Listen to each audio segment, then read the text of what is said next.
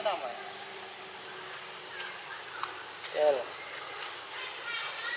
Che rồi.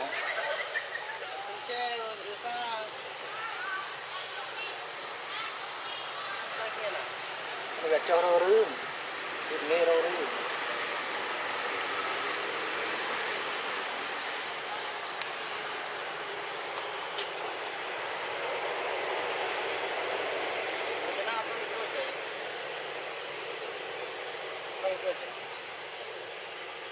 Với cái bát lọc mà mình chặt tiền quẹt tiền ra trên trên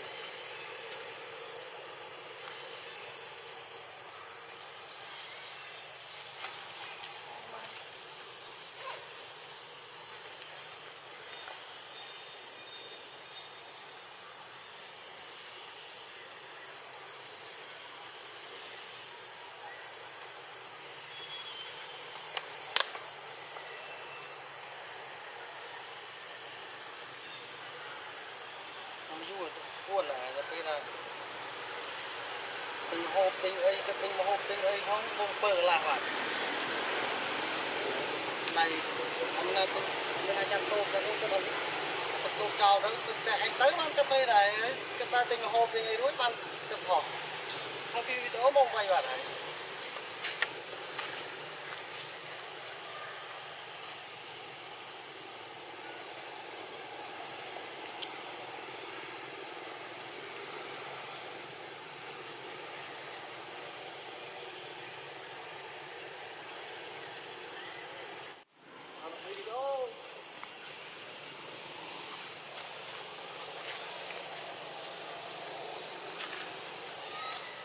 tắc ăn được mấy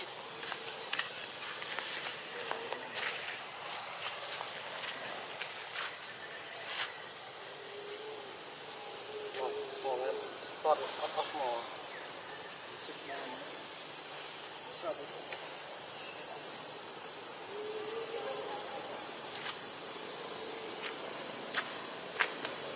đó là ốc ăn tê lư Ấy lư. Và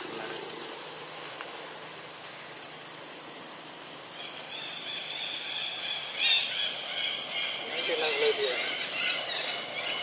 cái cầu là gì và cái này không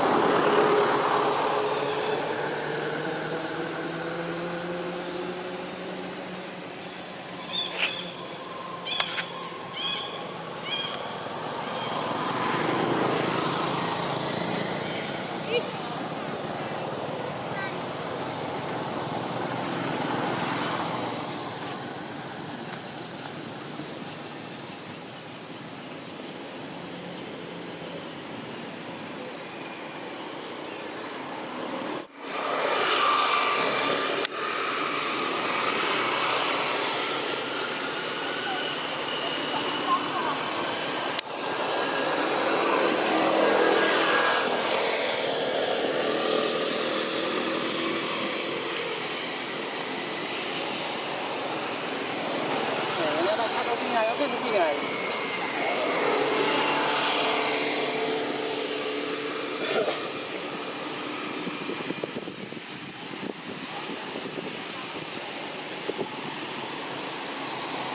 đây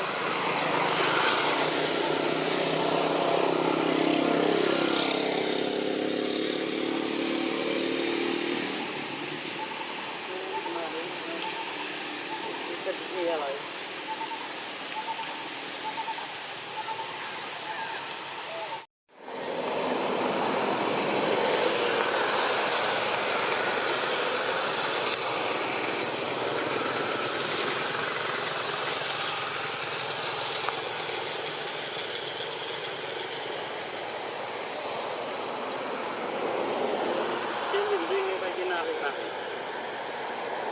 là chỉ đang ngủ đó chết cái gì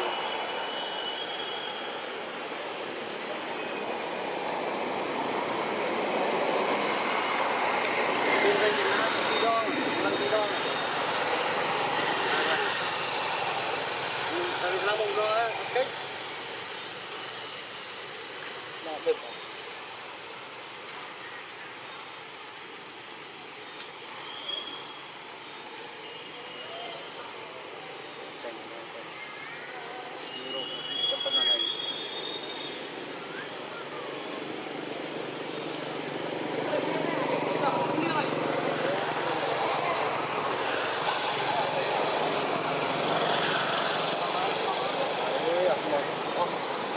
Một đi nào